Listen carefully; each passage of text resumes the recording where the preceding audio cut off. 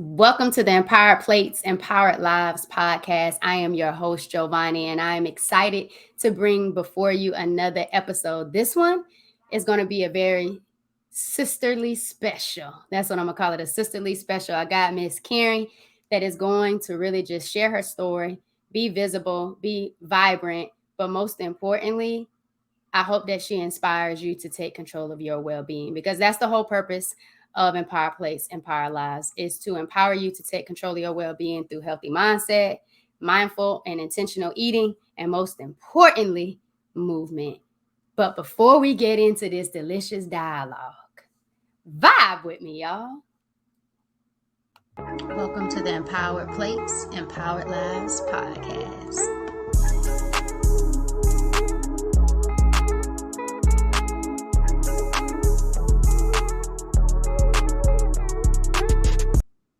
Y'all, let's get into this thing. Miss Karen, how you feeling today? Hey, I am good today. That is awesome. You deserve to be good today. You deserve to be good today. So I just want to start. Let's start from the tip top. Y'all, we were talking before we started recording for about an hour and a half. And we were like, that should have been the episode. But it's just that good. And I'm just grateful and appreciative at the fact that you're here today and you're willing to share your story. So let's dive into this thing. So let's start first with your childhood. Tell me a little bit about your childhood when it comes to like your health and growing up, and kind of start the story a little bit right there. So, I had an interesting childhood. I am the second oldest of five, single parent household, latchkey. So, my mother worked two jobs. So, basically, we cooked our own food by reading the side of the box. And it was usually, processed foods, whether it was Hamburger Helper, mostly Hamburger Helper, or things like that, where you can add water and cook it as a child. So it wasn't healthy diet. My grandparents, when we did go over to their home, they had a farm. So they cooked Southern style. So of course, a lot of oils, chitlins, pig feet, that sort of thing that they ate My back in granddaddy the day. told me the other day he wanted some barbecue pig feet. I was like, you can No, have ma'am. all of that. No, ma'am. That's crazy. What was your, let's say you grew up, were you the best chef out of the five? I was the only chef out of the five, but I was not the best chef out of the five because no one else cooked, so they had to eat what they got. Who was the best? I'm the best now. Oh, now you're the Yes. best. Okay. Okay. I like it. I like it. So how health wise, how did you feel growing up? Were you physically fit? Were you into any sports, anything? Well, I would say I really didn't know whether I was fit or not. I was a tomboy. And so I always hung out with the boys and I was always skinny. I was skinny before skinny was popular. That's what I tell my son. There was no such thing as a size zero. There was a size six and you dealt with it. So I wore shorts up under my pants to make sure my clothes would stay up on me. But we ran outside all day, always playing, jumping off of buildings, that sort of thing. So I guess I would say I was fit. Jumping off Uh, of buildings. yeah, well, that's what the boys did. So I was a I didn't tomboy. realize that. Maybe because it was a lot of girls first. When it comes to like my cousins, it was like Mhm. girls. Let me see. Tamisha, Nisi, Dominique, Keisha, me, Rosalind. It was like 6 girls before we even started Oh. having boys. When it comes to like my grandparents' grandchildren, like Mhm. as cousins, so it was girls. We weren't jumping off of buildings, but some of my cousins are really really fast. Like they can run. They're really athletic. I guess I get my athletic abilities from my mom. We don't have upper body strength, and I would run as fast as I can, but I was probably like always the last one. I got some scrapes and bruises from running, but we didn't jump off buildings. They did have me on the back of a go-kart one time and drove and swung me off. So I don't Oh, that was wow. as though but I mean it's fun, outside getting that vitamin D, energized, Yeah. drained out, creating My different. athletic ability started as an adult. Oh, was you good in? Yes. I started playing volleyball in a league, and that was probably in my 30s. Also played competitive soccer, and I didn't learn that until as an adult. So I played on a competitive league here in the Dallas Fort Worth area. That is And nice. then, So what made you yeah, jump into sports as an adult? well, I've always liked playing because, of course, I play with the boys all the time. So, I'm good at softball. The only thing I probably have not played is women's flag football. But every year for my birthday, my family, they come to town and we play a good old fashioned game of kickball I love kickball. We every used to year. play kickball in Jacksonville. Um, it was us and the bros. We would play kickball and try to get it together, and that used to be really, really fun. And we've done it before on another Sarah's birthday. So I think kickball is just fun overall. On Friday, we had teachers versus students kickball at school, and the Oh, teacher. wow.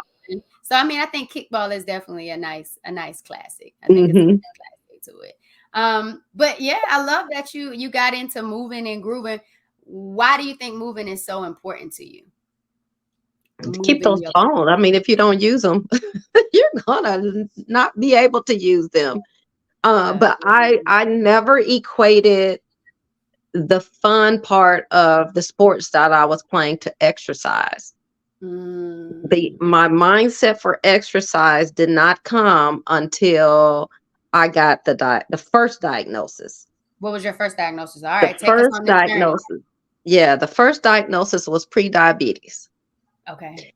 And pre-diabetes to someone who never works out, eats right, and is scared of needles sounded like a death sentence to me because I'm And scared of needles. You can't be diabetic if you're scared of needles.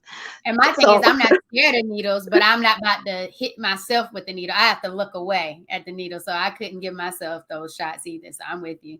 yeah, so I got choices, and the choices were either get on insulin eventually because the numbers were going to go up if I didn't do something about it, or I could change my eating habits and I can get up off that couch.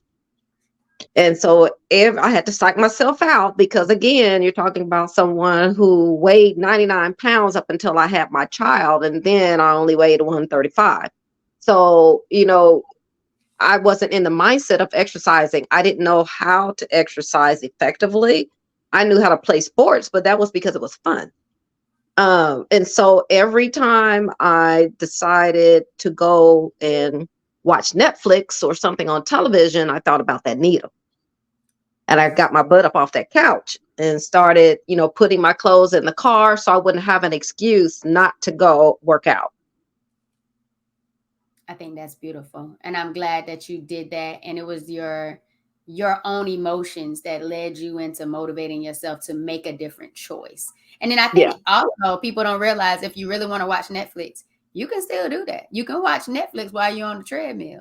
You can watch yeah, Netflix while you still on that bicycle and you cycling. Because when I had my in the gym days, I would do the same thing because I needed something to distract me from looking at how long I've been going, how many miles hmm, I had.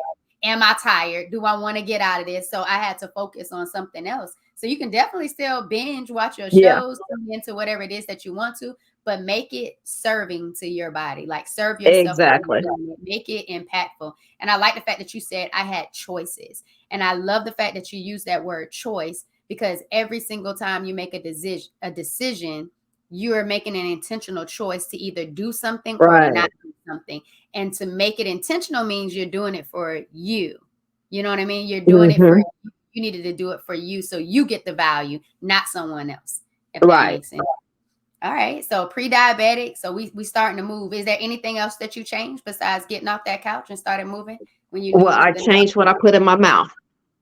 You oh, know, now that's a yes. journey. That's a journey. You don't just go some things people go cold turkey with. So what was your first few changes of what you were putting in your mouth, Miss So Karen? the first change, it kind of worked out because it was at the beginning of the year. And so, our church every year has something where you give up something, and Mm-hmm. it has to be something that you like. So I decided I had already given up red meat, but I Okay. used to love me some chicken wings. So I decided to give up chicken, not just the chicken wings, but the chicken. And I would say probably after the first 3 months, I really liked how I felt. I didn't feel overwhelmed. I didn't feel heavy. And so Okay. I just continued it. I continued to not eat meat and just change, what I was putting in my mouth. And I started losing weight. As a matter of fact, I lost inches first. And people kept saying, you don't need to lose any more weight. And I was like, I haven't lost any weight. It's inches that I've been losing. And so I noticed several different things like, and this is probably TMI, but my poop didn't stink anymore because there was nothing dead coming out of me like meat. Ooh, that was powerful. That was He- that- powerful. and That it was was powerful. my armpits, they didn't smell like they used to. So I didn't have to use heavy deodorants because I wasn't sweating out all of that toxins and stuff that I was putting in my body. And so I continued that because I really liked the fact that I couldn't smell myself when I would work out. I was just working out. So I can sweat and not need to go take a shower, even though I know I need to go take a shower because I've been sweating. But it's just amazing how what you put in your mouth affects you internally also. And most people don't really understand that. And most of it nowadays is not even real. Like I've really got into reading labels, uh, cutting out sugar. Uh, And that's so sugar, hard. That is sugar. so hard, You have to especially in the go Black cold community. turkey. That is so hard, especially if Yes, you grew up on Kool-Aid. What is that Kool-Aid? part. What is Kool-Aid and Kool-Aid? bomb pops. Oh my goodness. I don't even know what bum pops are. We didn't It's call a, them bum pops. oh, okay. They're I don't red, know white, what. and blue ice cream kind of things with Oh, okay. milk. I've seen. Yeah, Okay, I've seen when the ice cream man come riding through. yeah, Yeah. Okay, that's what bum pops are. I was like, I don't know what that one is, but I even remember when we used to put the Kool-Aid in like the little small cups, look like yeah, almost like mouthwash cups, and put it in the freezer and go yeah, outside with it, thinking we really doing something. Like Kool-Aid was nothing but sugar and like coloring and flavoring, and it's just like when you yeah. grow up with that as your appetite, you think that you always need something really really sweet, and I didn't realize again until I got older how bad sugar is for your body, Hmm. like really bad in multiple ways, and it's just like, whew, Well, it's what are we gonna do? conditioning. It is It is. conditioning. I mean, because if you think about it as a child, they tell us here's the first mistake we make. And I didn't do this to my son, is as a child, we tell them to clean our plates. We always tell children to clean their plates. But what we're teaching them is, even if you're full, keep eating, which is how we have so many people who are obese Agreed. because you don't know when to stop eating. Your body will naturally tell you when it's full, but you have to listen to it. And we don't listen to it because we can't hear it because we're watching television while we're eating. But your or body will talking tell you, or talking. or talking like even some people don't even like say, hey, I'm gonna call you back because I'm eating. They just keep going and going, and I think what you hit something there. I took a mindful eating course and got a little introduction certification for it, and it was so mind-boggling to me because I realized as a culture we do more mindless eating than we do Hmm. mindful eating, and it's not necessarily in my mind. I thought it was literally being mindful of what you were eating, being intentional about the stuff you were consuming. But when I got really into the theory behind or the theology behind it, the study behind it, I realized it's listening to your body cues, knowing your Hmm. hunger cues. Are you really hungry or are you thirsty? And if you're hungry, you should chew your food 20 times and Hmm. just really sit there and eat and be present. Because when you're not, you're going to keep eating, thinking that you're not full yet. Go get a second plate and keep going. But it's something about not listening to yourself is because we've never been taught to truly connect with ourselves. No one Right. really sat you down and said, hey, how do you listen to yourself? How do you be with your body instead of just keep going and doing for your body? And I think that's a big thing. But something you said previous, you talked about people were saying you don't need to lose any more weight. I think there's this outlook that we have where all we see is the external. and we're Mhm. nowhere near aware of what's going on the inside of our body. So we just judge ourselves based on what we can see. And I think once I got diagnosed with endometriosis and PCOS, polycystic ovary syndrome, I was like, something's not right in my body, and I didn't even know. Mhm. I thought I was fit like you. I thought I was fit just like you with church. I took out meat because I wanted a different kind of job, and they say the bigger the sacrifice, the bigger that Right. blessing come. You know what I mean? And so I was like, well, let me toss that meat to the side. So I tossed it, and I never came back to it because I didn't want to get sick. Because I've always heard so many people say once you go back to it after your body adjusted with having it out, then Mhm. you're gonna get sick. And I was like, why would I eat something just to be sick? Like I've had it how Right. many years already? I'm okay with trying something else or doing something else or eating something else other than that. And it was just like seafood. But I love the fact that you didn't allow what the people said about what you don't need to lose any more of, because you knew you were on a mission. I was on a mission not to Mhm. be diabetic, and then now you're Right. about to go into diagnosis number 2. You had another one Yeah, after and that? that's been a recent one. Okay. Uh, yes, that's been a recent one, and I'm just glad that I listen to myself and I listen to my body and take things into my own hands because I have been coughing a lot lately. Well, not lately. Every year, I literally cough every day when I get up in the morning. I Miss cough Karen, for about. before you get too deep into this, Mhm. what allowed you to get to the point where you were able to listen to your body? Because I don't want us to go too fast over that in the event that someone is like, oh, I do want to be a little bit more intentional. How do I connect with myself? What was kind of like your journey or your process on how you started to really listen to your body? Because I know my ears didn't get open until I got diagnosed. So how did you Okay. start? Oh yeah, see, it was prior to diagnosis. I watched YouTube videos a lot. And I just happened to come over this video that talked about when you're really full and Ooh. the obesity rate right now, especially in Black women. And Mm-hmm. so it challenged us in this video. I have to go back and find it, but it challenged us to sit down at the dinner table with nothing on and eat your food and listen to see if, and not really listen like it's going to say, Karen, you're full, but you will be able to tell when your body is full just based on how you're eating. And I did that for a couple of days. And I was like, I'm not completing everything on my plate. And it was because I wasn't doing what I was taught to do. You finish everything on your plate, you get dessert. Well, I was after the dessert at the end of the day. I mean, if I want to be truthful about it, I'm not caring about the food. I wanted the reward afterwards. And so that's the conditioning. But I started listening to my body and said, Karen, you are not full. Push that plate away. So even when we would go out to eat, I would ask them for a to go box immediately. I would put half of that food in the to go box because they always fill you up. They give you a plate full of food when you go out to eat. So I would half it. I would put half of it in a to go, and then I would start eating on what was already there. And if that filled me up, then I knew I was fine anyway. So most days now, I can't even finish half of it. So I just take everything plus half of the fourth home. That sounds about right, because Mhm. I think I've heard Dr. Bobby Price say on a YouTube thing that you really only need one real meal a day, like a one good solid meal a day, and there's other things that you can, juice, smoothie, fruits, other snacks that are, Mhm.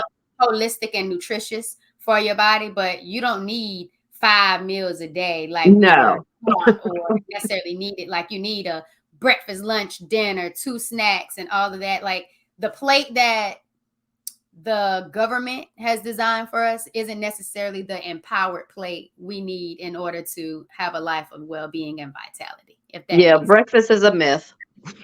Yeah. And what they say we're supposed to be eating is also, the if you really think about it, things like eggs and bacon and all of that stuff was put in place to sell more eggs and bacon and everything for the industry. It had nothing to do with them keeping us healthy or breaking a fast.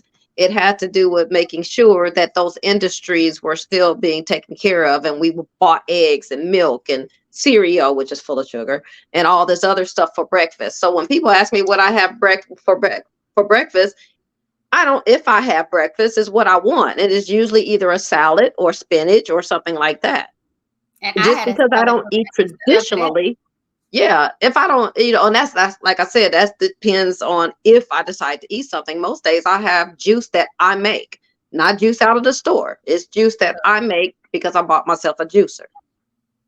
Same here. We got the Namaje too. So when we started juicing, we started at the end of January.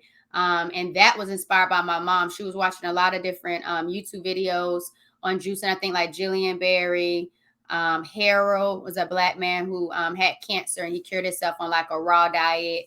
And she was just like, I really think this will help my dad lose some weight before he gets into his knee surgery, because my granddaddy was about to have surgery. And we know, and she as a nurse knows that when you have a lot of weight on you, it makes it harder for you to bounce back and really, get that strength back in your knee to walk and get that vitality, that mobility back in your life, Yeah. But what it really was is she was focused on her dad, and my focus was on her. And so my focus was on her because in December, she had an emergency room visit. Her blood pressure was really high. She was kind of having like panic attacks, anxiety attacks, not knowing what was really happening, tightness in the back of her neck, kind of breathing kind of heavy. And as a nurse, of course, she has all of these diagnoses and different things of what it could possibly be. So my brother took her in December, and then me, my brother, and Spencer took her in January. And when she had me going through stop signs and going through red lights and was just like, just get to the emergency and just get there. I was like, we gotta do something different. Like we have to change something. So when she was like, she wants this Namaje too, I ordered the Namaje too. I got on Amazon, got all the stuff that we needed to make. And when I got on that Namaje too and that Juice and Friends, I automatically just went ahead and let the salmon and the tuna steak, like the seafood, go. And I just went plant-based, and I was intentional about it. And I was just like, let's go, Mom. Let's get it together. And she hasn't been to the emergency room since. And she's lost some weight. Her blood pressure is a lot better. She's not even necessarily having to be on her blood pressure medicine. She's on her coconut water. Her mindset is a whole lot better as well. So I can just see her life being improved.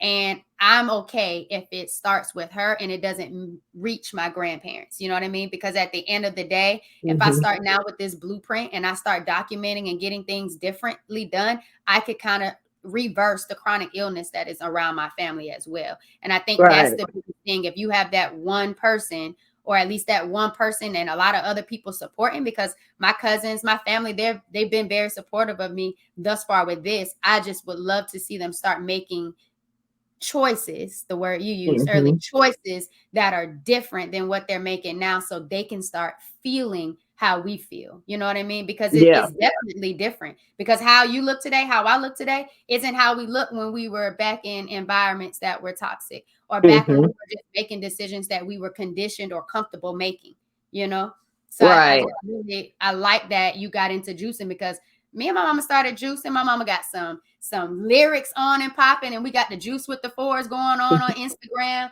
and we getting juice stuff today. But it's just like that juice just feels so much better going down. It livens me up. It gets me vibrant. I have middle school students who are like, Miss Ford, why are you so crunk this early in the morning? It's just like, I got my juice in today. I got my morning miles in before I got here. So it's like I'm more vibrant than the young folks, because even they aren't eating and consuming and getting in the things that they need in order to feel how I'm feeling. And I want to be not necessarily a role model, but I want to be impactful and influential over them, in order for them to know that this could be, we need you to be our future. We need you to reverse the things that people are systematically telling us, because I want y'all to be better than us, and it's going to take those future generations to really, like I said, shift the mindsets of our communities in order for us to live more empowered lives. Does that make sense? Right.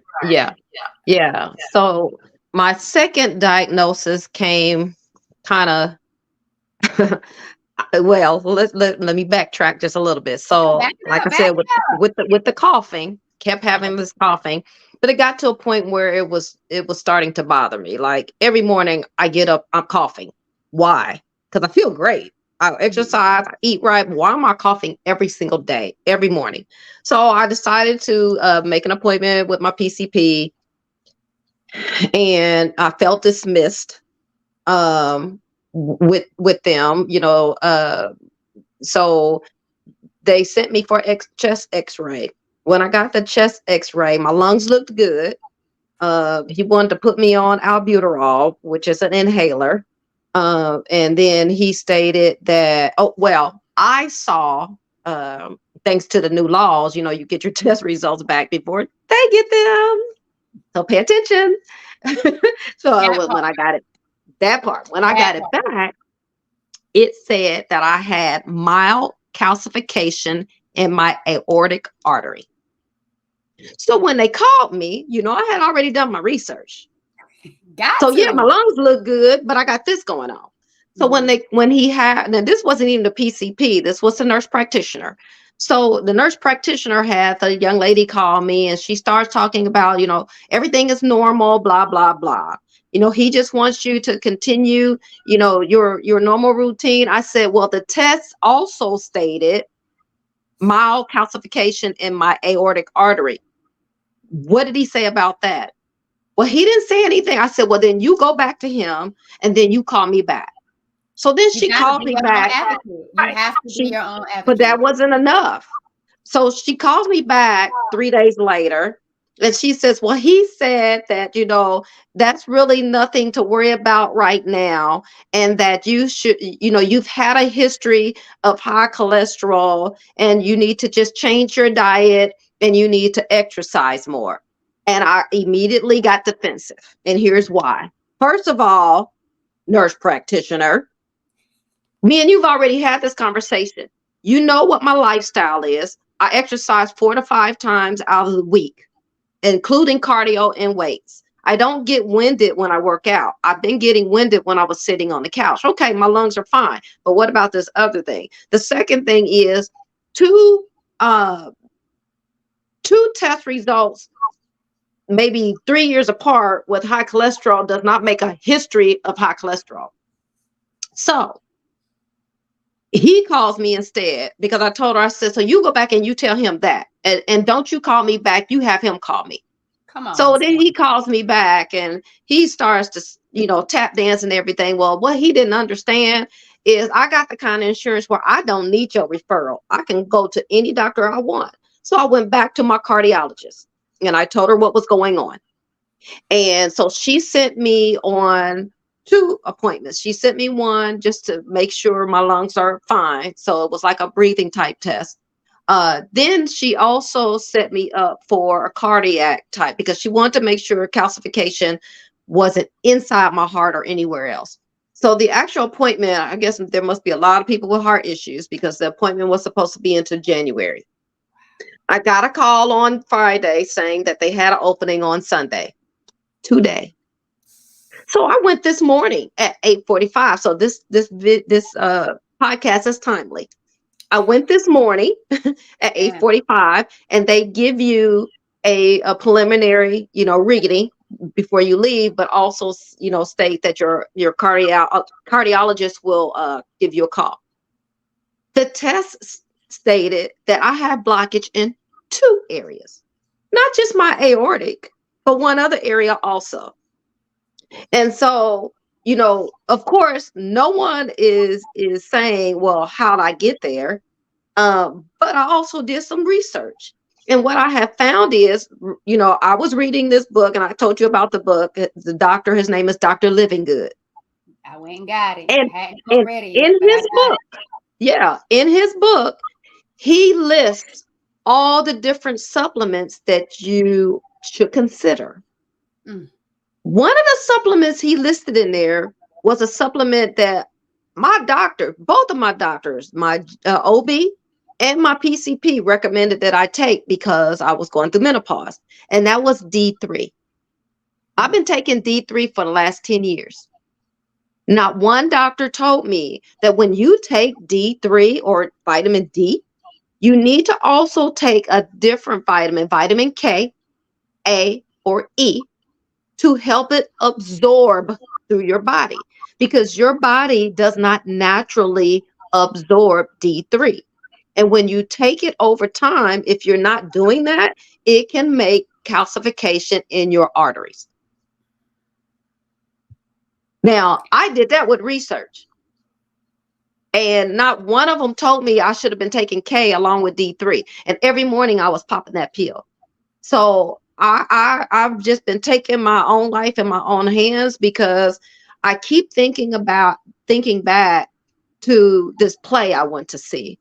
Um, and I'm married into the Sims name. I'm just gonna say that up front, because this doctor's name was Dr. Sims. He was a white male, and back in the day, in the 1800s, he used to do surgery. He was the OBGYN, and he was responsible for that stupid test we have on a regular basis down there. But he used to do not tests, surgeries on the black female slaves without anesthetic.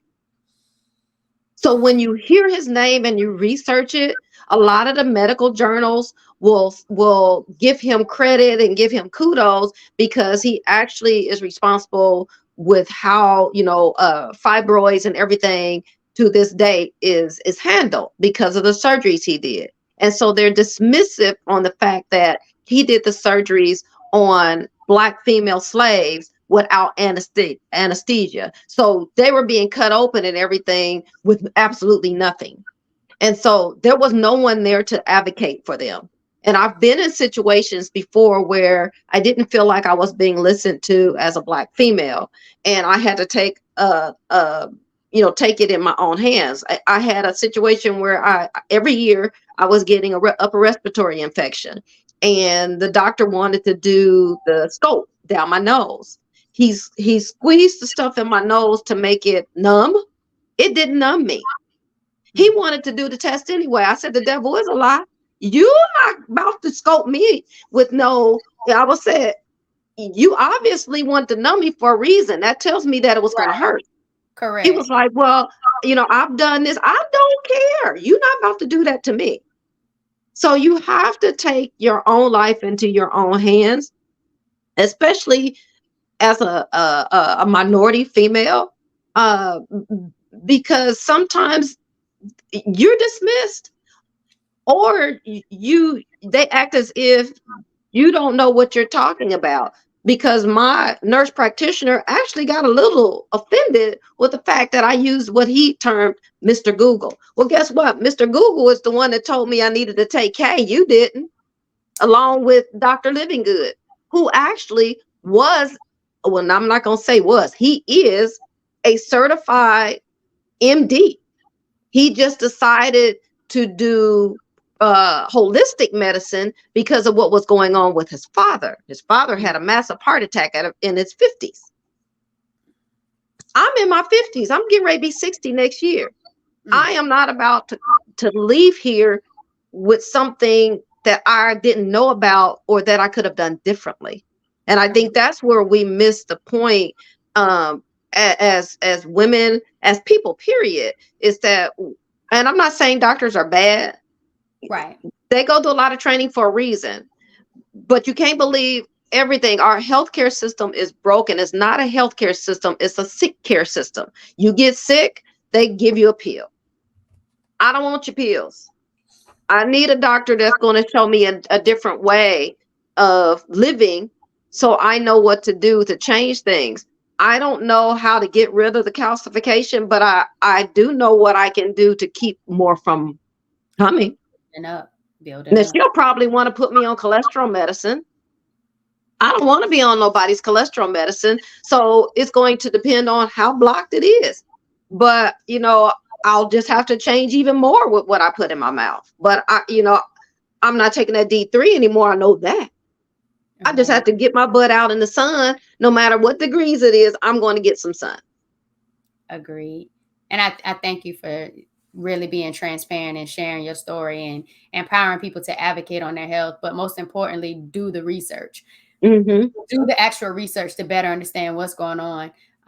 Because I feel like when I was diagnosed, first, I want to give a shout out to some of those healthcare professionals who are really passionate about helping us in the Black community. I know in Mm-hmm. Jacksonville, I was there. I had a doctor who was a Sarah Black female, looked like me, and then my nurse practitioner. It wasn't until the second time that I had this chronic pain and sickness that just came out of anywhere that she was like, you need to go to the ER, you need imaging. And when I did that, that's when they saw this large cyst on my right ovary. Had I not gone, I would have known what was really happening. But I had Mm-hmm. someone who looked like me, who I had a relationship with, that was able to navigate that. And I know so many people with PCOS and endometriosis that they don't have those people advocating on their behalf. They don't have specialists in the area that are willing to listen and truly believe the pain you're going through and the onset of sickness, and not just thinking you're here for some type of pain medicine. So I am grateful for those, but I wholeheartedly believe you, because my endometriosis specialist, who I had to have surgery with, I had to ask a Sarah OBGYN that looks like me, I had a relationship with, to give me the go ahead to know that this, I was safe in his hands. Yes, I know he was good at what he did, and that's what they say. That's what the review said. But Yeah. I don't know you, and you're telling me that I need to take fruit out of my diet. Like, I don't need any sugar. And I'm thinking, no one's ever told me that fruit was bad.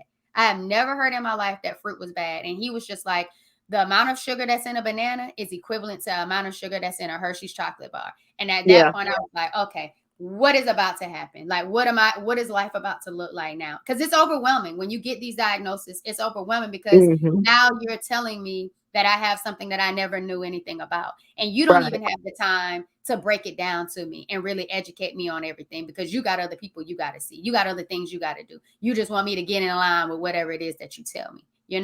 And I had to have Mm-hmm. that conversation with her. And she was like, well, diet could help. It's not going to cure anything, but that's fine, because there's no cure anyway. Just like you said, it's a treating sick care system. We just want to treat you. We don't really necessarily have a cure for you. And that's why I'm so appreciative of this holistic movement that's happening in America, because it's already in other countries and other continents where people are really embracing a whole food, plant-based approach to living, because I don't like that D word, but approach to living. So you being more mindful of what you're consuming, and you're not consuming so much sugar, processed foods, and things like that, because it keeps us sick. And of course, if it kept us sick, that keeps us in their system. Does that make sense? Mm-hmm. I'm with Yep. you on the anti-pills. When I went home to help my grandfather and help my grandma and my aunt with my grandfather, and he had all of these pills he had to take, I was just like, no, I don't Mm-hmm. want this to be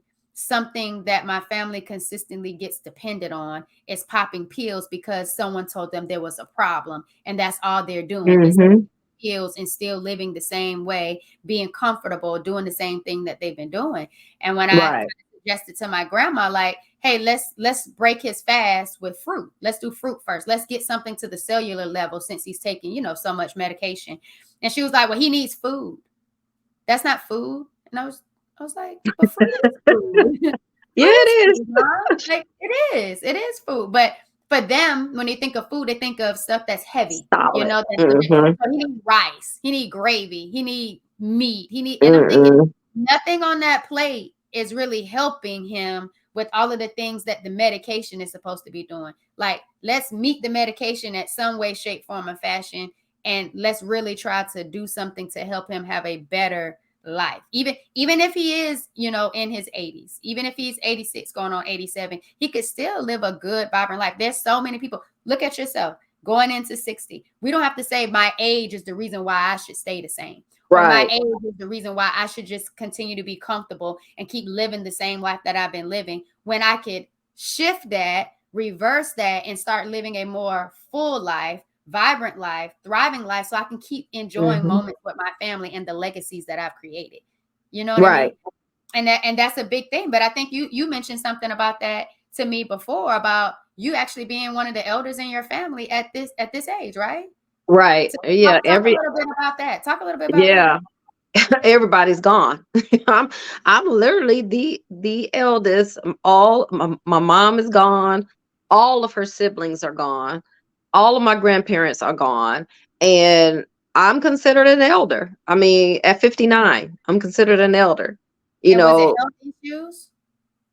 some, well, not my mom, but my grandmother, colon cancer. She Mm, ate everything that they put on commercial. She thought she was supposed to try. Plus, she ate the meat and pork and chitlins and you name it. And my uncle had a stroke, alcoholism with one uncle, you name it. But yeah, health. It was pretty much health. Um, and I do want to touch on though the D okay. word, because I have to correct so many people when they say, "Well, what is your diet?" I'm not on a diet. This is my lifestyle.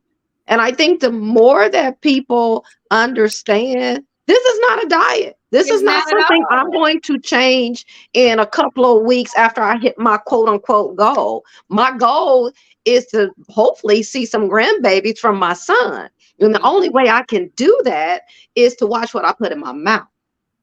And still be So it's here. not a diet. To me, a diet is temporary. It's a Mhm. temporary goal that people set to reach an expectation for some event or whatever. And then as soon as they come up off of it, you're back to where you started. You have to change your whole lifestyle. Then you have to get used to the fact that because of that change, there's going to be times where you better be full when you go to an event or when you're going to run an errand, because there's not going to be anything for you to eat. And I've gotten used to that. Like I'll go to an event, like I went to a birthday party a couple weeks ago. They didn't have anything for me to eat, but I ate before I left the house, and I had snacks in my purse because it was not my birthday. It was not my event. I'm just an attendee. So I don't expect anyone to modify whatever their menu is going to be because Karen Sims showed up. But Right. what's not going to happen is when Karen has her 60th birthday next year, all y'all getting a vegan cake. I'm just saying. Remember that. And it's gonna be good. And it's gonna be Okay, good. and it's gonna be good. And I think that's the part that I love the most about this thing is that, like, if you've eaten a certain way most of your life, you're not missing nothing. You've had it Right. already before. So what's the purpose of holding on to the things that you've already had? Explore something new. Explore other things. Make Hmm. what you already like. Change just a few of those ingredients. You're still going to go for that texture. You're still going to go for that Yep. taste. The flavors are still going to be there. Like, it's okay. Like you said, it's a lifestyle, but it starts first with your mindset. And for Hmm. you, it was, I want to be able to see the legacies that come after me. I don't want to be long and gone. And I think Right. that should be enough for some people, but it's not, because for some people it is the addiction that food causes. Sugar, it's addiction. Hmm. We were talking about the whole Popeyes. Remember we were talking about the Popeye? Oh, That chicken sandwich. hit him with the Chick-fil-A. Hit him with that Chick-fil-A. Did you tell me about the Chick-fil-A? Both of those have ingredients to make you want more. But it's just like sugar. And what people don't understand with sugar, I just read this, like, was it last week? I think it was last week, where I was reading something, and what it said was, when you give up sugar, you have to give up sugar cold turkey. That's the only way to do it because it is addictive. And it said, and this was the powerful thing about it. It says when you have cancer, one of the things that they do when you get that test to determine if you have cancer, they give you this mixture. This mixture is, I think, cellulose or something like that, where it's sugar. The reason they give you that is because when that goes into your body and they're doing that imaging, cancer attaches itself to it. And that's how it's able to show up on the imagery. So if cancer is attaching itself to that sugar so it can be seen on the imagery, then sugar can't be good. And not. I was And like, not. oh crap. And Yes, not. And they it's so always give hard. you that. And Yeah. it's so hard because I think the last thing I had a sugar, the last thing I I had to just let go as I continue to embrace this lifestyle. Because the thing about, like you said, you embrace this lifestyle, everybody and everything can't go with you when you embrace a new lifestyle. It just can't. Mm-hmm. And one of the Right. last things I had to let go were paydays. Like, I loved me a good payday. Like, whenever I wanted to have a good dessert or something to snack on, I wanted something salty and sweet.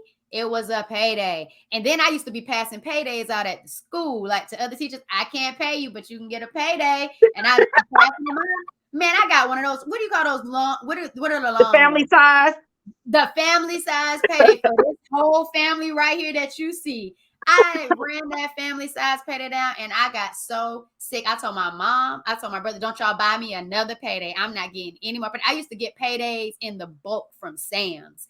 And keep them in my classroom. I was like, no more to the paydays. No more. But once you really start getting into this lifestyle and embracing the lifestyle, you'll Mm-hmm. find really sweet things. Like fruit can really be your candy. Like fruit, Right.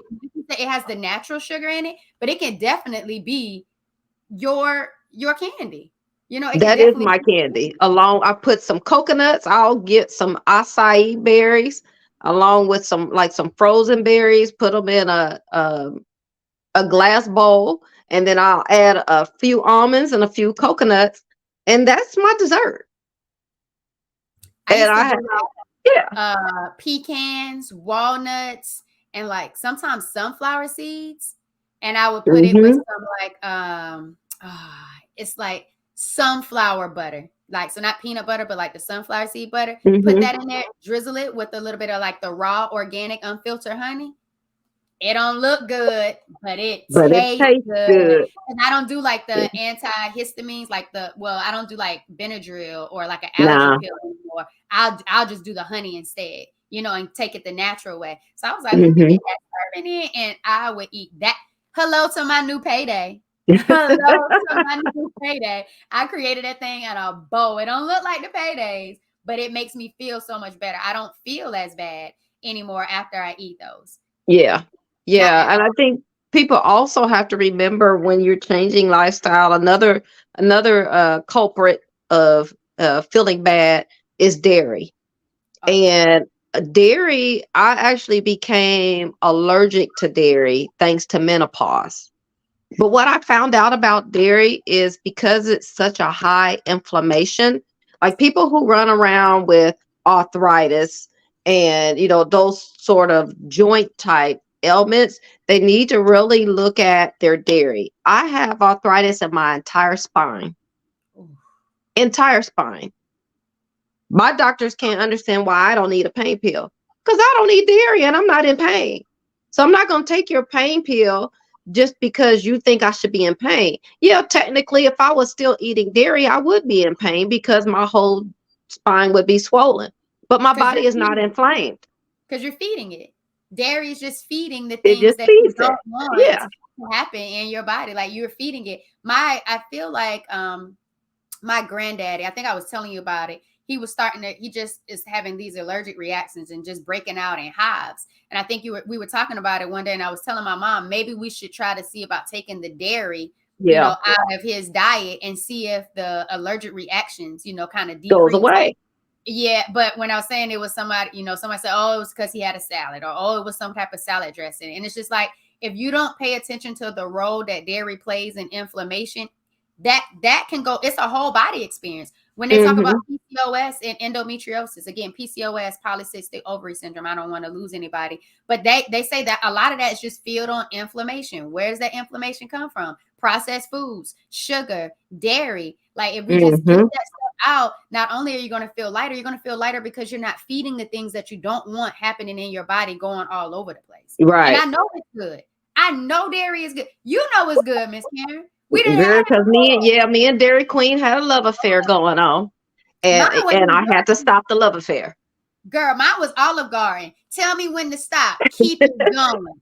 Keep it. Well, just tell me when I heard you the first time. Keep it going. Like, Yeah. crank that thing. You might as well leave the cheese grater right here at the table. That is how I was with you. And then don't let me get the Parmesan cheese when you at the pizza stuff.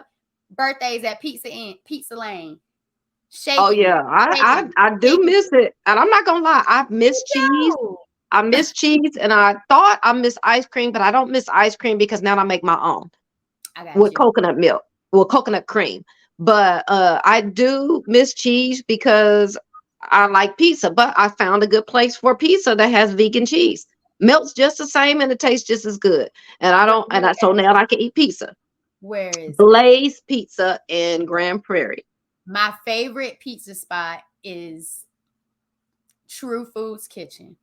So one season it's the butternut squash pizza, and in the other season it's the spinach and onion, caramelized spinach and onion pizza. And it Ooh. is so good. And not only is it plant-based, it's also gluten and soy free. That is my favorite Ooh. pizza. Yeah, But I'm gonna need a list. definitely I'm gonna need a list of the restaurants because I don't know a whole lot of places. I just be trying to fix my own stuff. But so, there are times where I want to go and grab something, and I want it to be real. Like some of these pop-up vegan places use a lot of processed foods. Well, all the I way. can go to the store and go buy me a box of black bean burgers. I don't want your black bean burger out of the box. I want something that's more vegan, healthy, and you've cooked it. And Correct. there's not a lot of places like that.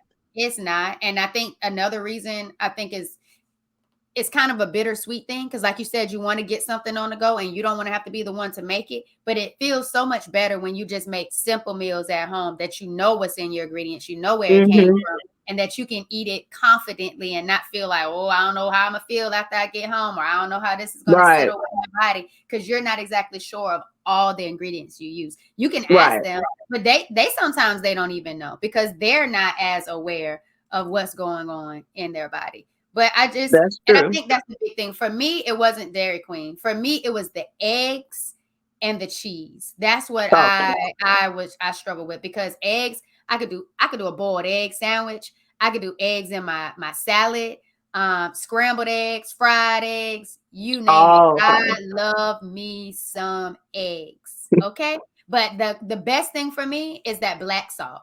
That black salt on cucumbers will make me feel like I still have my eggs in my salad. I think Wonder Eggs, I had their plant-based, minimally processed hard-boiled eggs or vegan eggs. Mhm. And those are so good. Like if oh my goodness, I bought that for myself for Valentine's Day. See, you can love yourself. You can love yourself by still Right. getting good food. But those Korean barbecue wings, tell them about it. Thrive Kitchen. Did you like your Thrive Bowl? Girl, yes. I was just sitting here thinking, I might have to go over there and grab something before this storm comes through. And it's coming. It is coming. But that Thrive, like I can get that at school. Man, I even put some of my coworkers on that Thrive Korean cauliflower barbecue That was salad. so I was good. salad. It I is actually so had good. sorors fighting over the last two because you only brought four, and it was two of us that were, yeah, and they were like, does this belong to anyone? You better And claim then it because that thing is and good. then they claimed it. But then it was so good, they told other sorors who came looking for another one. It was like there weren't no more bowls. It was limited. It is. But that's just a tip for anybody listening. Like it's a lifestyle. So as you navigate through the lifestyle, you have to find little spots that cater to your lifestyle, that encourage you to Yes. continue to go through with your lifestyle because they are people that are conscious. There are people who have had diagnoses that they really know that they need to make shifts, they need to make changes. And that's a market. That's why you see so many more, and I'm so happy about it. You see so many more black plant-based chefs. You see so many more that are Jewish, Hmm. so many more that are in the holistic space or in the health coaching and wellness space because they know it's such a need for us as a black community to live better lives, to get that vitality back. We used to be on Whole Foods in the past and back in the day because Hmm. that's all we had. That's why we were farmers. That's why there were farmers to have certain things. We weren't always eating like this. And I Right. just feel like whenever you have become aware and you're more woke, just start eating good and making different decisions. Like it's what do you have to lose? What do you have to lose? Ex- Like when you've yeah. already gained so much more, literally, Right. and whatever else it is. But But technically, you do have something to lose if you don't, and that's your life there we go. earlier, earlier than you planned. And some of us You are know, living in the fast lane by tending to pay these fast food chains. Oh, snap. oh yeah, yeah, Yeah, because I know me and you had that conversation with the fast food because I live on the south side of town. And remember I was telling you, I don't know if most people have noticed because I'm not from here. I'm from Ohio. And and I'm from so South I have Carolina. no problem getting in my car traveling to different parts of Dallas Fort Worth. If there's a place I want to go, I'm gonna go. However, what I've noticed is when I go north, the the makeup of how things are, let's say, how they are put together, how the town is put together is totally different. On the south side of town, you're always going to have at a minimum three fast food restaurants on a corner, maybe three fast food restaurants in a church, or all four may be fast food. But what I also noticed is a little bit down the street from the fast food, there's going to be the dialysis center. Speak on it. It doesn't look like that on the north side of town. I can't even count the many times where I actually saw a dialysis center on the north side of town near their fast food places because they didn't have them grouped together like that. And on the south side of town where there are food deserts, we have plenty of fast food restaurants where you can feed your whole family for $10. And you should be questioning yourself, why is that? Food ain't that cheap. I know for a fact I was spent $120 yesterday in Walmart and had 3 bags. I was pissed off when I left. But I said, Girl, I don't know how many bags are outside from Instacart from Sprouts, and it was almost like 150, 100 and between yeah, 150 and 180, and it's mostly all produce. But you're right, like food is not cheap at all, not at all. right. But the food that's not good for you is cheap. And Yeah, that's why we have dialysis centers, and then you can't even get on the list to have a kidney or liver transplant uh once you've ruined it. But we keep pulling up. I mean, some of the longest lines that I see on this side of town are the chicken places, which is full of fried chicken, and some of the burger places. And it's just sad. I mean, I go places and I look and I love my people, and I hear them say, "Well, I gotta die from something," and yeah, you do. We're all gonna die from something, but why put yourself in the grave earlier than you need to be? agreed. I And then don't know about anybody else, but I love waking up every lively morning. now. And but Yeah, why eat something that's not gonna make you feel lively now? You know, right. it's just satisfying some type of hunger cue. It's not Hmm. necessarily making you feel good, happy, vibrant. And nobody's saying you can't eat fried food. You can fry up some good mushrooms. You can fry up some good eggplant. You can fry up some good stuff. Cauliflower. Come, come through, and it's just Because like air just choosing frying is the right great oil. too. I love a good girl. You can throw your vegetables in the air fryer as well. I threw some potatoes in, sprinkle it with a little grapeseed oil, season those bad boys up, threw it in the air fryer. Those potatoes are the best potato. And I'm over here Hmm. like, oh man, I miss Wingstop. But once I realized No, I Wingstop don't. was frying they great fries in soy based oil, I was like, well, all right, adios Wingstop. Let me figure something else at the house. But that air fryer is like a game changer. Hmm. Now, let me take that back. It's not a game changer, it's a lifesaver. I heard a Hmm. Black content creator on Instagram say that when she was making different alternatives. And she was like, these plant-based recipes are not game changers, they're lifesavers. And I felt that with everything. Like that is truly exactly what it is.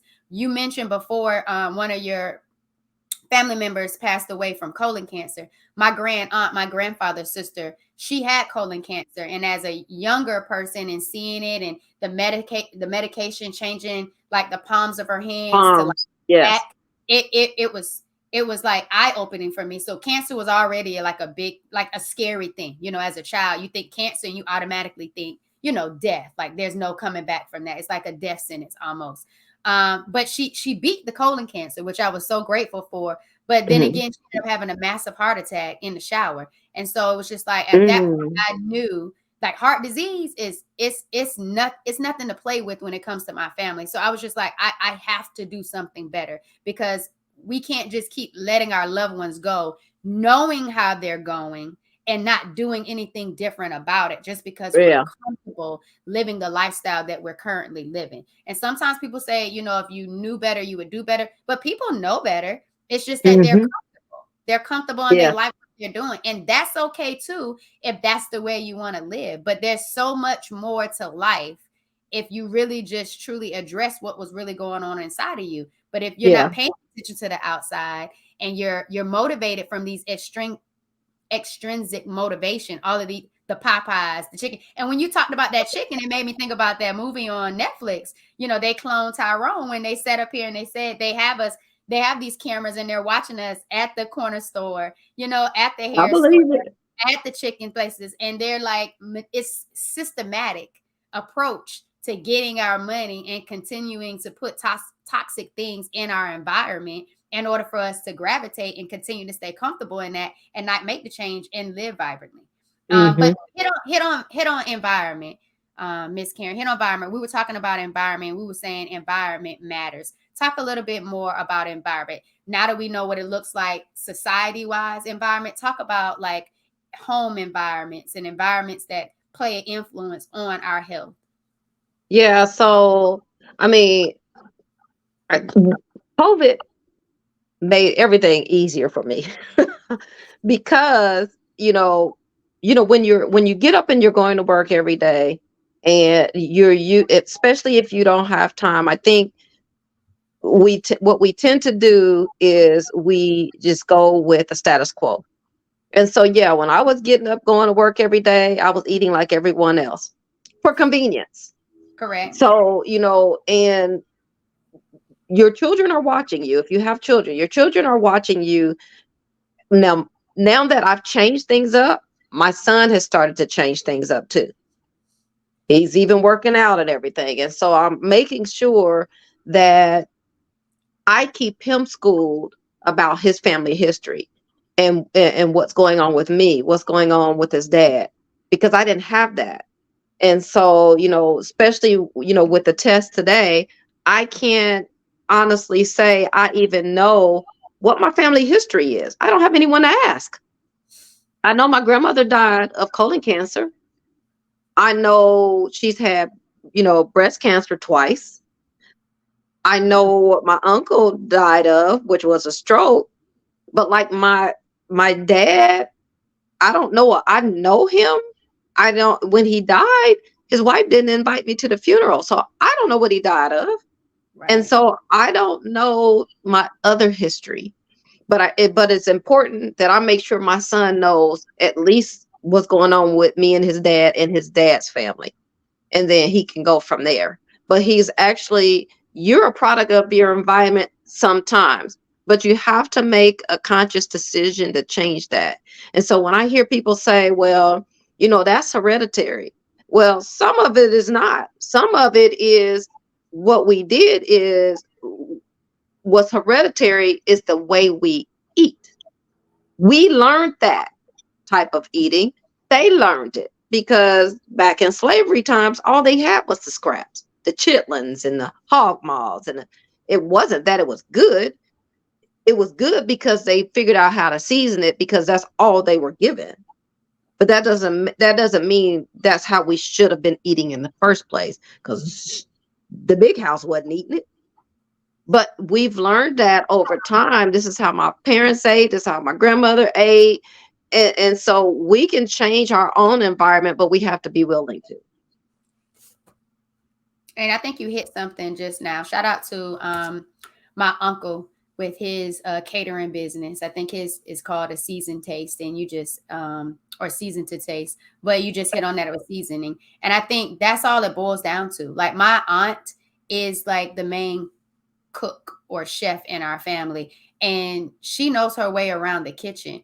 If she took that same approach with all that she knows about seasoning things very well and making those alternative shifts with like taking out the meat, taking out the dairy, Hmm. I know that we would just, our whole family dynamic would just look totally different if she embraced a shift or alternative way to eating to remove that inflammation and that sugar and that processed food out, because Hmm. she can season some things up. My uncle can as well, even if my uncle did some of that. And my uncle's he's a firefighter, so he's into making meals for the fire station and helping people get into that healthier vibe. And he loves to run and stuff like that. So there are people in my family who are already taking the approach of being mindful of what they're eating, how they're eating, and getting active. But I remember you telling me that you grew up in like a smoking household, and you were like, I'm Hmm. not quite sure if that played a role on like my lungs and needing that inhaler. But you also hit on something else, because you said growing up in that household, you just hit on your influence to your children. Like, how, Hmm. if knowing what you know now, how would have you approach raising your son, knowing what you know now in regards to how he eats and his lifestyle, I should say? I would have done it sooner. I mean, the first, my son's first words in terms of restaurants was McDonald's. Mm. That stuff ain't even real. But But it's America's favorite fries. What do you it, mean? and the fries will kill you. They taste good, but they will kill you, which is why I stopped eating them also. But I would have done it earlier. And now that he's an adult, he'll be 23 in October. I'm glad that he embraced it on his own and started watching me. And so he recently just moved out. He moved back to Houston. Uh, until he finishes his MBA, and he took my walk with him. All right, come on with it. That's Yeah, so I beautiful. was like, go ahead, because I know he'll use it, and that helps him cook better too. He cooks healthier. But in terms of the smoking household, I know for a fact it is probably what also contributes to this coughing that I have on a regular basis and the respiratory issues.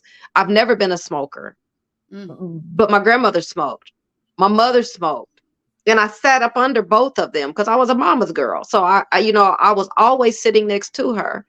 Not only that, I'm of the age where when I first started working, I was working at the Air Force Base. And it was during a time before cubicles. So everyone sat in a big open space, and the environment was nothing but smokers.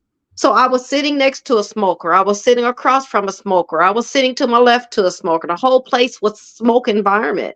And even though I wasn't a smoker, I grew up in that atmosphere. And so yes, it has affected my lungs.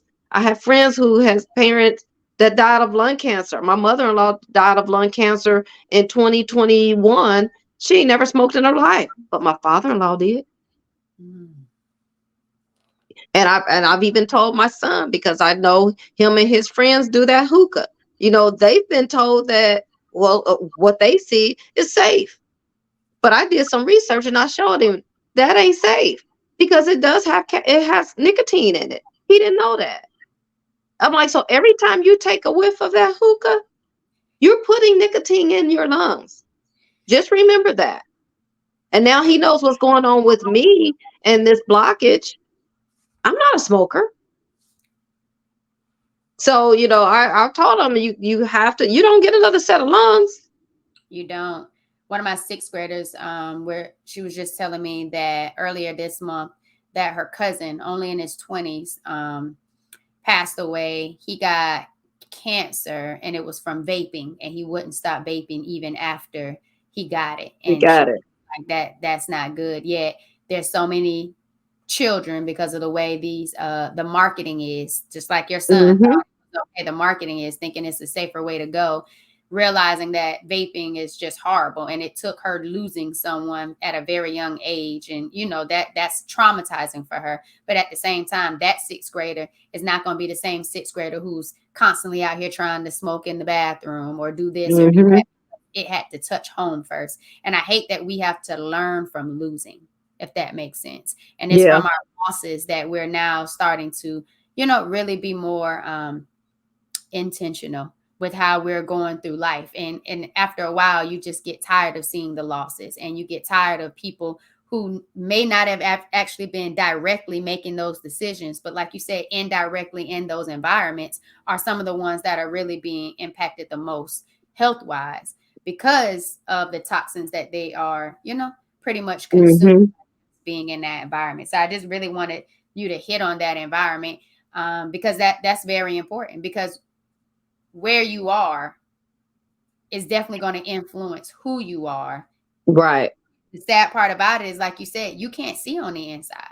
And so even though you think you feel okay and you think that things are okay, or you might have this mistrust in the healthcare system, you're not going like you did to get the test. And then once you get the test, you go and do your own personalized research. Because again, healing is a personalized approach. It's all Mm-hmm. based on you. What works for Karen isn't going to work for Giovanni. What works for Giovanni may not work for, the next person. But at the end of Right. the day, you can take from these stories and apply it to your own life to figure out what could work for me. And it's about you being intentional about being on your journey to figure it out. You know what I mean? Right. Instead of saying, well, I'm just going to do whatever because I don't want to. I don't feel like trying to change, or I'm not motivated to change. So we talked a little bit about your lifestyle, how you eat. We talked about your motivation.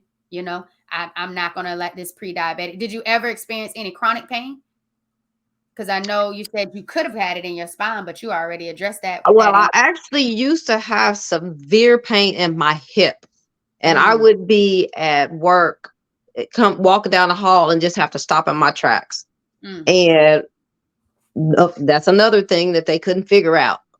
Now I don't have any cartilage in my hip, but also I had pain in my lower left flank area, okay. and they did all the tests. Liver was fine, kidneys was fine, everything fine, of course. But no one seems to be able to tell me why I have this flank problem. Mm, So I do what I've been doing is I started my research and just started eliminating things. It was gluten, and I tested it out because I ate something with gluten and the pain came back. So now it is like you that's can that's make some of this another stuff up, example. right?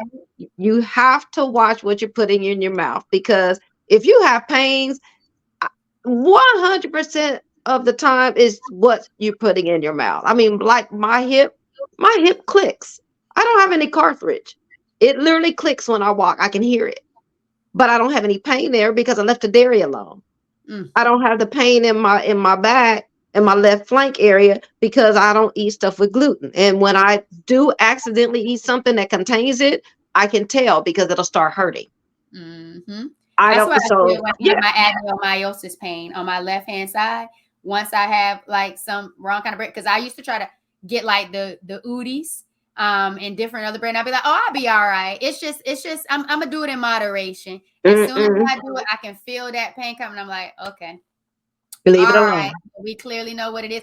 And I understand gluten is good. You take gluten out of that bread or that pasta, you're going to taste the difference. We're not going to say it's Yeah. going to taste the same thing. I hate when people say that. But when it's a good alternative, and you know how, like we talked about before, season things, Seasoning. cook it a certain way, you're going to still have a great food experience. And not only is that food experience going to be good, you're going to also feel good. Your body's going to appreciate the fact that you made a different decision.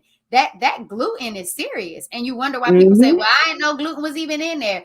But you got to read the label. You got to figure out what all they're putting in there, because just because you're saying, oh, well, it's just this. Yeah, that's what it says on the front of the box. But once you start reading what's really in it, and then they get away with not even being able to put what's really in certain things, i.e., natural flavors.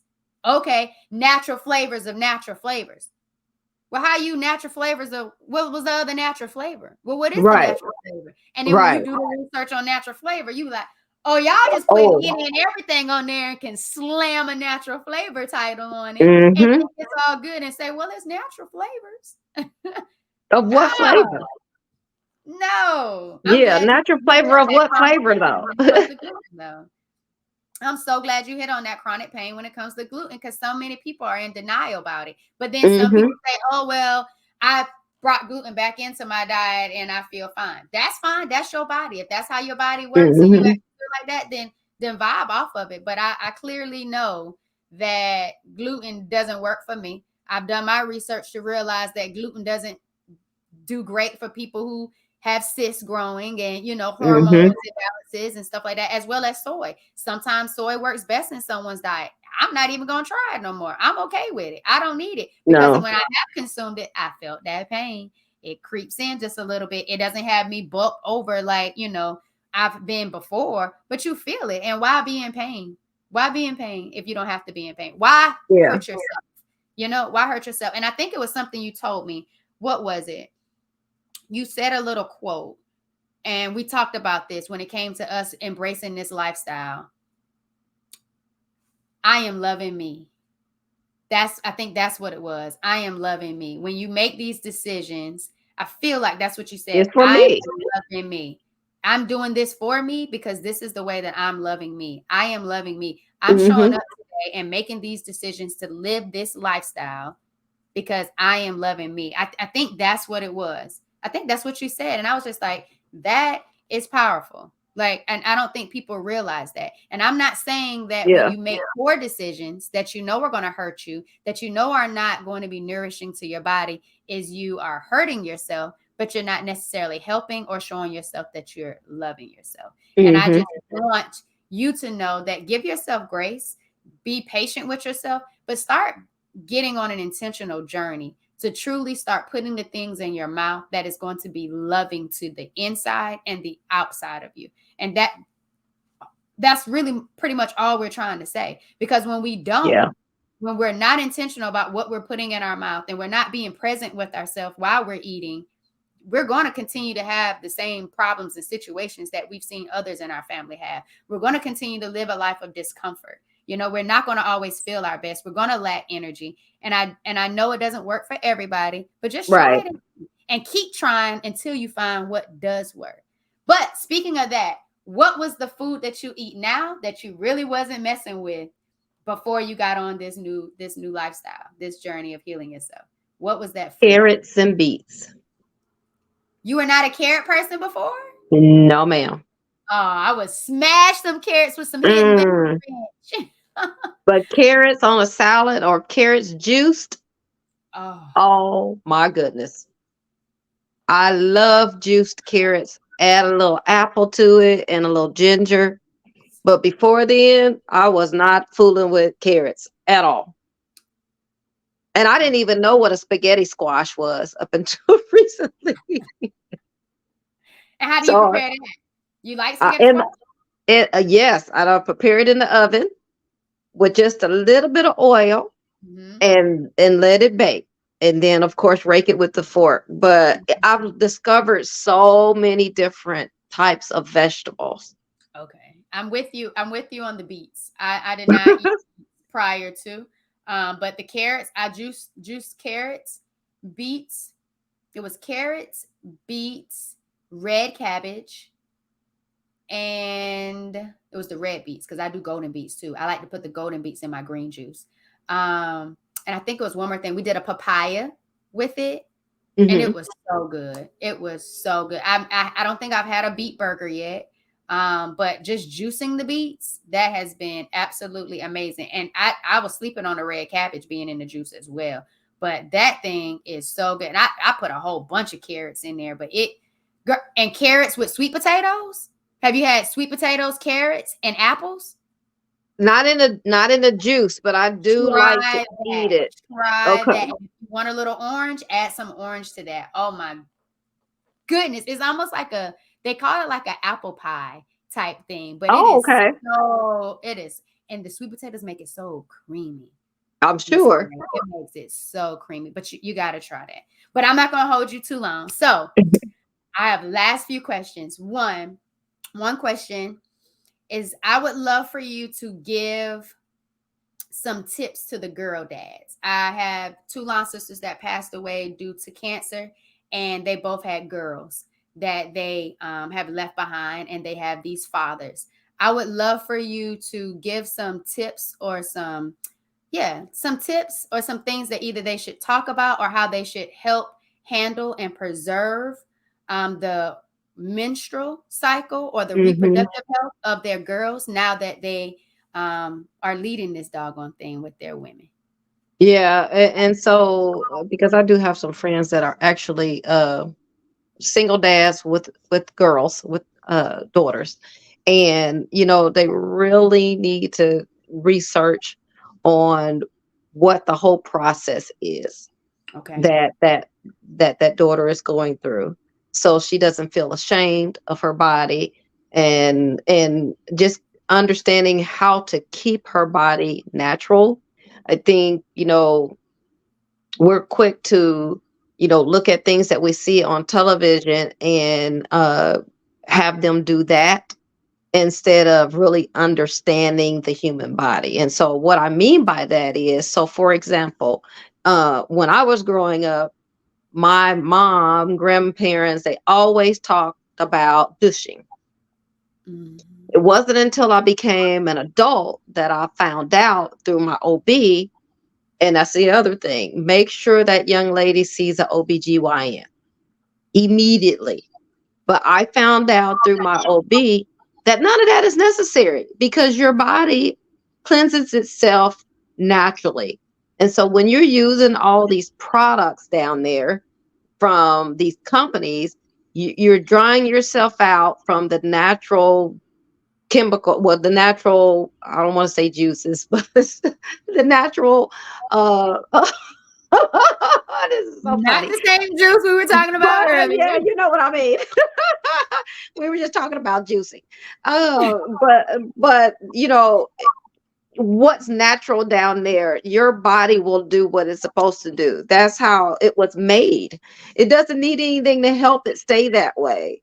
And so just make sure that he gets that daughter in to see a OB. If he has sisters or if he has an aunt or someone that he can trust with, not necessarily old school type knowledge, but some knowledge on hygiene. Because if others can smell you, you should be able to smell yourself.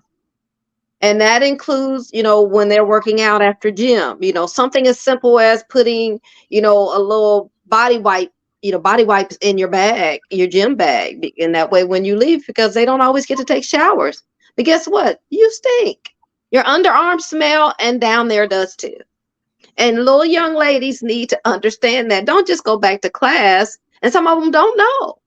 But as a father, you could provide her with that information. And if you don't feel comfortable, because not all men are comfortable talking about that, then find a confidant that she could talk to about what she's going through, and but he probably is going to have to interview them on what their philosophies are. Don't just turn your child over to just any old female who may have knowledge, who has menstruated before, because it may not be the path that you want your daughter to go through. I think that's beautiful. And I think a part of that too, I don't even want them to find someone else to talk about it. I really want them to build that relationship with that daughter, because when they're not feeling good, because irregular periods is not normal. That's not normal. Pain is not normal. And so they Mm-mm. have to be able to have those conversations. And I like the fact that you said, pay attention to those products. Those products need to be organic products. And then you also need to Mhm. be mindful of, the chemicals and what's in there.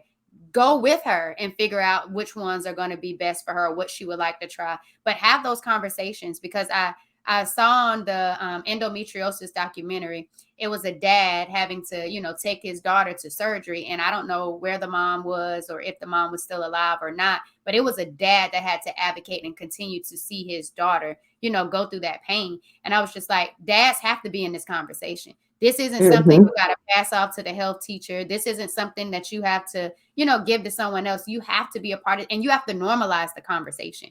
Like, even when it came Yes. to my mom, and I would say, I'll be out here because I have brothers. I'd be like, oh, when my periods on, mom would be like, Giovanni, like, nobody needs to know that. No, my brothers need to be able to be comfortable around someone saying they have a period. If they have girlfriends, they need to be Mhm. supportive of her when she's going through this cycle, or understand what's Right. happening, whether it's mood swings or emotions. They need to start first with their sister. Like, this doesn't need to be a private thing or a hush hush thing. It needs to be Mhm. out in the open and talked about. But I think that was beautiful, Yeah. and I And appreciate I that, Miss think T. I did that with my son too, because I just made sure I wanted to make sure that he understood how females work. how our bodies work, and everything. Because I kept saying, if he ever gets married, he'll know. She won't ever be able to say your mama didn't tell you. No, he knows. No, whether he does it or not, that's another thing, but at least he knows. Understood. Second to the last question. Movement, movement, movement, movement. What have you found to be successful for you with getting your body moving? Remember your why. And when you remember your why, you're more likely to get it done. I would also say if you're in a position, especially if you work outside the home or even at home, if you work something, corporate America or whatever that may be, you have to do something every hour. And it's not that hard because there are chair exercises. And in this age of the internet, everything is on the internet. All you have to do is either Google or go on YouTube, and you can find chair exercises. You can find 10-minute exercises. There's free apps. I have an app called FitOn, FITON. It's videos with actual trainers, and the training is all types of training, whether it's weightlifting, whether it's HIIT, whether it's core, whether it's yoga, whatever you want is on the app. And the app is totally free. And you can download it on your Roku television. So I have it on my television. I'll pull up something that may take me 10 minutes and I hurry up and do the 10-minute exercise and then finish, go back to work. But you have to get in the mindset that I have to do something. Start small. If you don't have an hour out of your day, technically, if you want to get in shape, it only takes 30 minutes a day. 30 minutes. That's all you need, but you have to do the right exercises. So I think about it like this. When you look at how much time you spend watching a movie, whether it's on Netflix, Hulu, whatever the platform is, you've sat there for that whole hour. For that hour, you could be doing jumping jacks. Hulu has commercials. Every commercial that comes on after that movie on Hulu, get up and do some jumping jacks or do something, but you have to get in the mindset of moving. And once you do that, and you'll understand just how good you feel after you do it. Most people don't, and it's counterintuitive. You think exercising, yes, you're going to be tired, but it actually releases happy endorphins in your brain. All the way. You leave exercise and you be like, whoa, I feel good. Now I'm tired, but I feel good. Running into the schoolhouse, and I be coming back, muscling, saluting people as they driving off to work. I feel so good with movement. And she's only talking. And if you are someone who doesn't have ads on Hulu and you invested in the ad-free Hulu, and you invest in yourself to still get your Huluing up and moving and grooving at some point in the day, if you made sure you didn't get the ad-free Hulu, okay? That part. So the last question would be, well, can I do one more question? Can I do a second to last question? Okay. Because we hit on the book and you made me get the book. So I want you to, what are some good books? Do you have any books that you have learned a lot from? And we already talked about Living Good with Dr. Living Good. What are some books that you have found have been really helpful in helping you better navigate the health challenges as they continue to come about for you? Any good books? So for me, that book, Dr. Living Good, was the pivotal point for me, because I just feel like that book has probably just saved my life, especially with this blockage in my arteries. But I'm more of a video type person. And so instead of books, I'm always on YouTube. YouTube was actually very instrumental in me leaving chicken alone.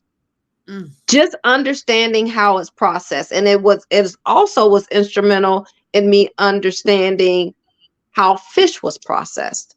Because when they say, farm raised, what people don't realize is that means they're all like this. Everybody is cramped in one little spot, yeah, on a farm, and they're eating pellets. Same thing with fish. They're in this pond, and it's millions of the fish, and I'm probably exaggerating, but thousands of the fish in the pond eating these pellets. Yeah, on a farm, on a fish farm. They're not wild out in the sea being caught. They're on a farm. And so technically when people hear farm raised, they think that's a good environment. That is not a good environment. And so when I saw that, I actually could see it in a video. That's what helped me to leave all that stuff alone. Because I'm like, okay, I always thought farm raised to be good, but it's not. It's actually not. I watched What the Health with my line sister. Oh, yes. When I watched What the Health with my line sister, we both was like, and so that's when I was able to let the dairy go. I was like, yeah, no, because I already let the meat go, except for the seafood. But that dairy, I was like, okay, except for eggs. I still had the eggs on and popping, and I had like processed cheese. But like I said, I'm done with the processed food. So I was like, that What the Health, like really opened my mind. That's a good one. But after I got that juicer, and I think I was watching Fridays with Tab and Chance. Me and my mom loved watching Fridays with Tab and Chance. They were talking about Game Changers. And when I watched Game Changer, my mom was gone. I think I watched Game Changer during spring break. That's a good one. Yes. Game Changers was again, it was a game changer, but we don't use Game Changer no more after I saw that clip. It's a lifesaver. Game Changer was just like all the way live. And I was just like, okay, I'm on it. Even for the athletes. Okay, I see where you're going with this. And it's all test driven. And I feel like that's the best thing. When it's not just listening to your body and feeling what's going on with your body, it's getting the test. The test will tell you what's going on in your body. Once you get those results, then you start making intentional decisions on how you're going to navigate that. It's not necessarily put it all in the healthcare system space, but you need tests. You need tests to know what's going on because you can't see. You can't see what's going on the inside. But I'm grateful for this book. I will definitely be reading the book. And I agree with you. My line sister did say I should watch Seaspiracy. And I was just like, no, because at the time I was still eating seafood. But I can go back and watch it now. But it's not even any need for it. But when you also said it, like, see how your body responds. Like my facial hair that I usually get, I had my wax appointment yesterday. I didn't even have to go. Like the hormones, like I think it's the walking, like you said, like the walkings really help with the cortisol levels and stuff. I've been pushing it because one of the bros, he did this 100 miles in September challenge. And so we're like at 84.42 miles. And like, I'm almost there. Like we're almost at the end and I'm almost at 100 miles for cancer awareness. And it's Leukemia Awareness Month. So it's special to me because my line sister passed away last November of leukemia. And so like, I've been really determined this full month, like nonstop. And I just feel like the miles that I've been walking, my body is responding so well to all of this. Like I was shocked. Like I came down and showed my mom and my brothers. I was like, yo, look at me. Like this stuff is really happening. And like when you start getting empowered and you're managing your own symptoms, like there's nothing no one else can tell you that you cannot do when you take that power back for yourself, because it's all for you. But let me not. This is the last question. I promise, Miss Karen, this is the final question. And I've enjoyed our conversation. I hope everybody else that's listening have enjoyed it as well and have been able to get some type of value out of it. Because we've been dropping a lot of things out here, but hopefully you was able to pick something up. Last question. If you could have a meal with any historical figure, who would it be and what would you all eat? Any historical figure. Any historical figure. And historical could be your own definition. Because when I asked my granddaddy, one time it was me, the other time it was his wife, another time it was somebody else. So it changes for my grandfather. It's up to you. Whatever historical figure you can think of, who would it be and what would you all eat?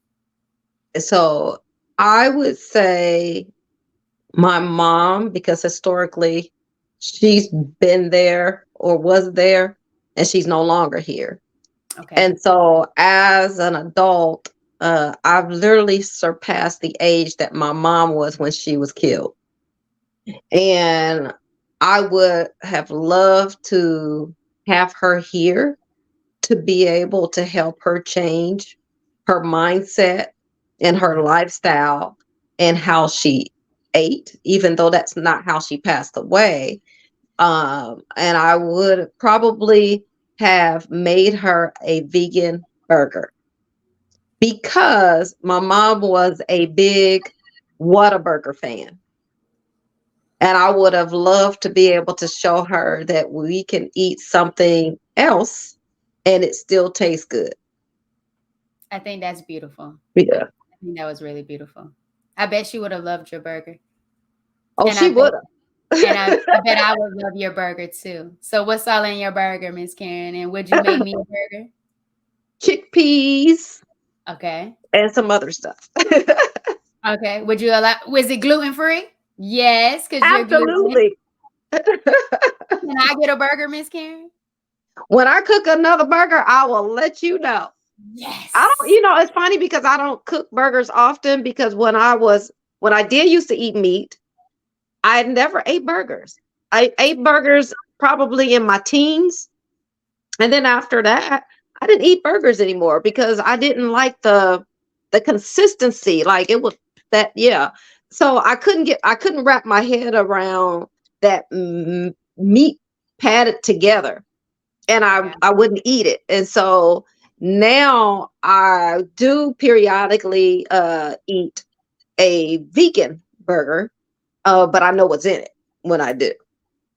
Before, when I first started, we would do Beyond Burgers all the time. Oh, I don't do anything Beyond anymore because, like I said, I'm over that process part, and like I said, it's a journey. Like, and don't knock your journey because you were being intentional about taking the steps to get to where you are. Like, there's no destination in this thing. You're just keeping evolving as time continues to go on. But it was that burger with caramelized onions, and I put it like on a salad. It was almost as if I was eating like a Big Mac salad, and I was just like, oh my God, a burger salad would be amazing. So I could just take your delicious burger with some caramelized onions and put it on some salad mix and probably do some Rihanna's poppy seed dressing. And I mean, my mouth just watered, but I'll just go get me. So we're going to go ahead and end this episode. Again, y'all, this is Miss Karen. Sarah Karen for me. Shout out to the Devastating Divas, the Delta Sigma Theta. I hope y'all enjoyed this conversation. I hope you got value out of it. Remember the 4 vibrations, vibes. Pay attention to what you're paying attention to, and be intentional about being intentional. And that's powerful within itself. So yeah, make sure you subscribe to the channel, 4 vibrations 2347. If you're on YouTube for the visual version. If you're on any and you're listening to us through your airways, it is Empowered Plates, Empowered Lives. Rate me, leave a comment, tell me what else you'd like to hear about. If you want me to bring Miss Karen back on, just let us know. We can do the doggone thing and we can have some more delicious dialogue. But we love you. We want you to overcome whatever obstacle that is facing you right now. And we just want you to be empowered. And remember that it's just a moment. Don't let that moment of a diagnosis make you feel like you need to believe something different from yourself. You still have power. You still have control to guide your life and to take control of this healing journey. There's a link in the description of this podcast episode of a comprehensive personalized journey. Again, what worked for Miss Karen, what works for me, Giovanni, the host of Empowered Plates, Empowered Lives podcast, might not work for you, but we're challenging you to start being intentional about taking care of your health and getting the well-being that you need. Yeah. We'll see you later. Thanks for vibing with us.